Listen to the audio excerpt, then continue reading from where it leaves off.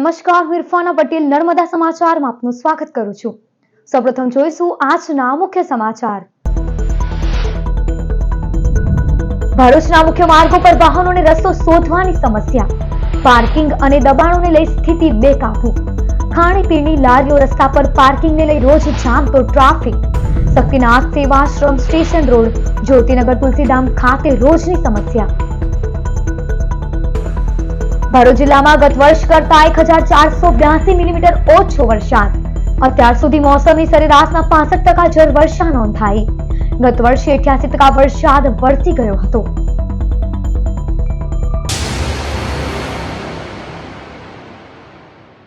ભરૂચનો શક્તિનાથ વિસ્તાર રાહદારીઓ અને વાહન ચાલકો માટે સમસ્યા સમાન બન્યો। ભરૂચમાં મુખ્ય માર્ગો પર જ છેલ્લા કેટલાક સમયથી શાકભાજી લારી ગલ્લા ખાણીપીણીની બજારો ધમધમી રહ્યા છે। લોકોએ મુખ્ય માર્ગોને જ જાણે બજાર બનાવી દીધા હોય તેવી સ્થિતિ સર્જાય છે। સવારે અને સાંજે પીક અવર્સ રજા અને વાર તહેવારે આમાં સિઝનલ ધંધાના વેપારીઓ ડેરા તંબુ તાણીને બેસતા સ્થિતિ વધુ વણસે છે। રાહદારીઓ અને વાહન ચાલકોને અહીંથી પસાર થવું મુશ્કેલીજનક બની જાય છે। વાહન ચાલકો પણ પોતાના વાહનો રસ્તા પર જ ઊભા રાખી કે પાર્ક કરી ખરીદી કરવા લાગી જતા જોત જોતામાં વાહનોનો ખડકલો સર્જાઈ જાય છે। ટ્રાફિક પોલીસ માટે પણ આ સમસ્યા માથાના દુખાવા સમાન બની રહી છે। શહેરના શક્તિનાથ વિસ્તારની પણ આવી જ હાલત છે। અહીં ફૂડ બજાર સાથે શાક માર્કેટ અને વધારાની લારીઓ ચારે તરફ ગોઠવાઈ છતાં રસ્તો શોધવો પણ ક્યારેક મુશ્કેલ બને છે।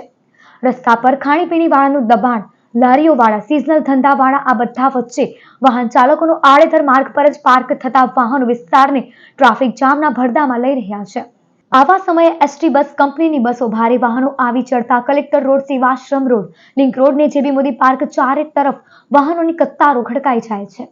પોલીસ અને વહીવટી તંત્ર કડક હાથે કામ લઈ દબાણ હટાવ સાથે દંડવાળી કરે તે જરૂરી બન્યું છે।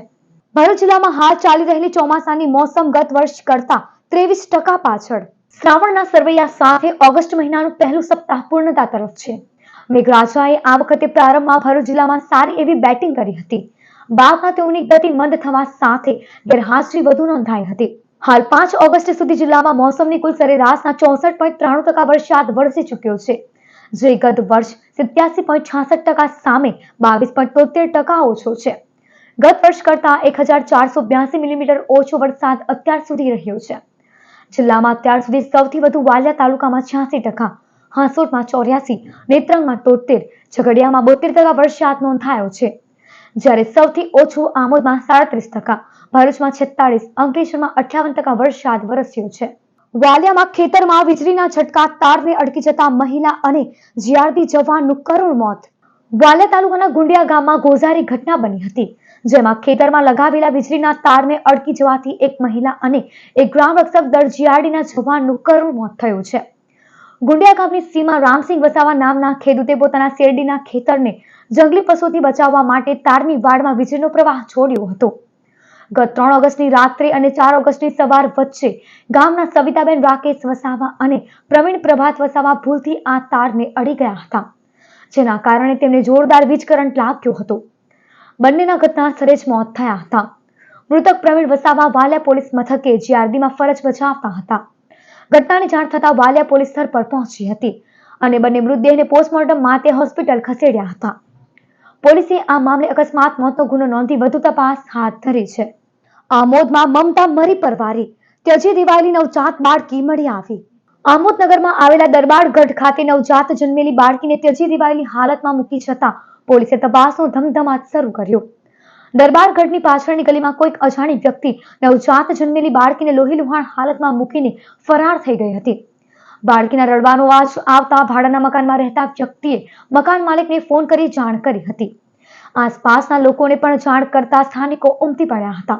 પોલીસને જાણ કરતા પોલીસે બાળકીનો કબજો લઈ ત્યજી દેવાયેલી બાળકીને રડતી હાલતમાં તાત્કાલિક આમોદ સામૂહિક આરોગ્ય કેન્દ્ર ખાતે સારવાર અર્થે લઈ ગયા હતા, જ્યાંથી નવજાત બાળકીને વધુ સારવાર અર્થે ભરૂચ ખસેડવામાં આવી હતી। આમોદ પોલીસે સીસીટીવી કેમેરા ચેક કરી તપાસનું ધમધમાટ શરૂ કરી બાળકીને કોણ મૂકી ગયું તે શોધવાની કવાયત હાથ ધરી છે।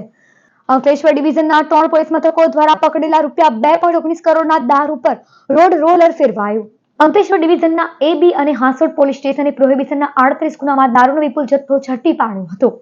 આજે મંગળવારે પ્રાંત અધિકારી, નશાબંધી અધિકારી, ડીવાયએસપી, ત્રણેય પોલીસ મથકના અધિકારીઓ સ્ટાફની હાજરીમાં દારૂના જથ્થાનો નાશ કરાયો હતો. દારૂની ઝડપાયેલી 75,322 બોટલો, બિયરના ટીન ઉપર રોડ રોલર ફેરવી દેવાયો હતો. કુલ 2.19 કરોડના દારૂના જથ્થાનો નાશ કરવામાં આવ્યો હતો.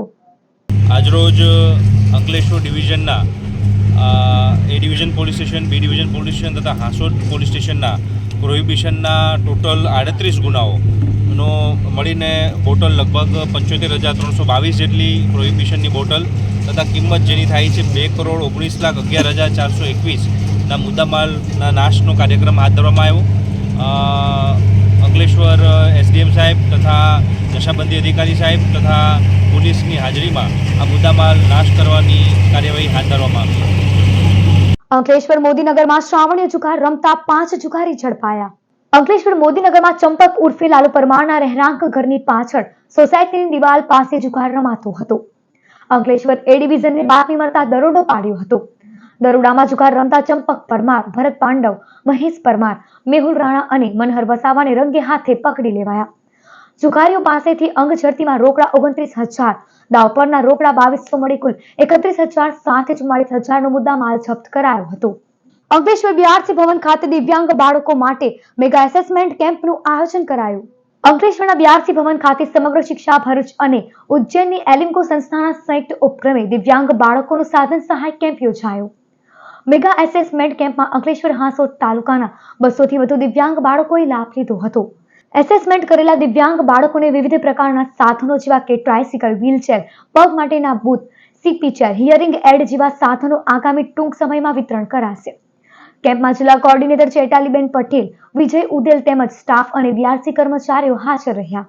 નમસ્કાર. આજ રોજ બીઆરસી ભવન અંકલેશ્વર ખાતે અંકલેશ્વર અને હાંસોડ તાલુકાના Vi, HI, OH, CP, MD, અલગ અલગ સેરેબલ પાલ્સી જેવી દિવ્યાંગ ધરાવતા બાળકો માટેના સાધન સહાય જે બાળકને જેવી જરૂરિયાત છે એ પ્રમાણે એમને સાધન ભવિષ્યના આગામી 3 માસમાં મળી રહે એ માટેના એસેસમેન્ટ કેમ્પનું આયોજન કરવામાં આવેલું છે. જેમાં અંકલેશ્વર અને ભરૂચ તાલુકા, અંકલેશ્વર અને હાંસોડ તાલુકાના કુલ 200 જેટલા બાળકો આજે લાભ લેશે અને એમને આગામી સમયમાં વ્હીલચેર, સીપી ચેર, ટ્રાયસિકલ, અલગ અલગ હિયરિંગ એડના મશીન, બોન કન્ડક્શન મશીન આપવામાં આવનાર છે. આ સમગ્ર આયોજન સમગ્ર શિક્ષા ગાંધીનગર પ્રેરિત ભરૂચ આયોજિત જિલ્લા શિક્ષણ અધિકારીની કચેરી દ્વારા આયોજિત કરેલ છે. અંકલેશ્વરની શ્રીમતી પીડી શોપ સંસ્કારદીપ વિદ્યાલયમાં મિત્રતા કાર્યક્રમ યોજાયો હતો. અંકલેશ્વરની સંસ્કારદીપ વિદ્યાલયમાં મિત્ર એટલે ભગવાનનો દેવદૂત એ વિષય પર ધોરણ 6ના વિદ્યાર્થીઓ દ્વારા કાર્યક્રમ થયો.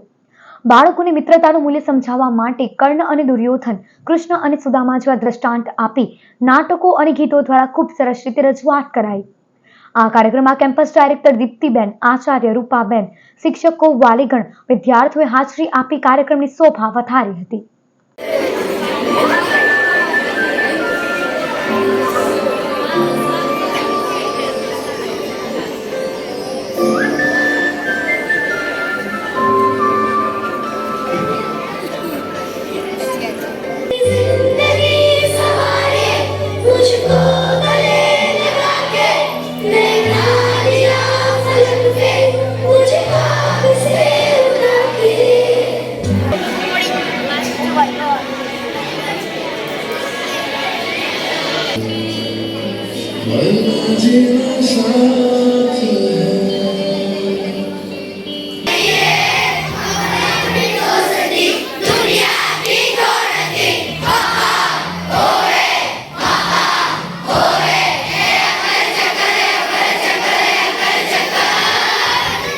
ભરૂચમાં ખાસ મહિલાઓ માટે રોજગાર ભરતી મેળો યોજાયો હતો. ભરૂચ જિલ્લા રોજગાર અને જિલ્લા મહિલા અને બાળ અધિકારીની કચેરીના સંયુક્ત ઉપક્રમે રોટરી ક્લબ ખાતે રોજગાર મેળો યોજાયો હતો. ખાનગી નોકરીદાતાઓ દ્વારા ખાસ મહિલા ઉમેદવારો માટે એક ભરતી મેળાનું આયોજન કરાયું, જ્યાં HSC, HSC, ડિપ્લોમા, સ્નાતકની લાયકાત ધરાવતા ઉમેદવારોને રોજગારી પૂરી પડાઈ હતી. મુંબઈથી રામદેવરા સાયકલ પર નીકળેલ 42 યુવાનોના સંઘનું અંકલેશ્વરમાં સ્વાગત કરાયું. મુંબઈથી દ્વારકા થઈ રામદેવરા સાયકલ પર નીકળેલા શ્રદ્ધાળુઓનો સંઘ અંકલેશ્વર આવી પહોંચ્યો હતો, જ્યાં રાજસ્થાની સમાજના આગેવાનો દ્વારા તેઓનું સ્વાગત કરાયું હતું.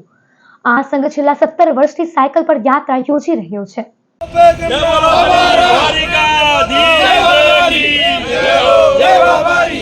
जब तक सूरज चांद रहेगा, बाबा तेरा नाम रहेगा। जब तक सूरज शांत रहेगा, बाबा तेरा नाम रहेगा, मुर्दा बंजीरा। हम मुंबई से रामदेवड़ा 17 साल है हमारी यात्रा है और अब की बार हमारी यात्रा मुंबई से द्वारका होकर रामदेवड़ा जाएगी और हम लोग हर साल मतलब हर साल के बाद ही अब की बार भी यात्रा हमारा चालू है और हम लोग मतलब बाबा की कृपा है और जो हम लोग मन्नत मांगते हैं वो हमारी मन्नत पूरी होती है।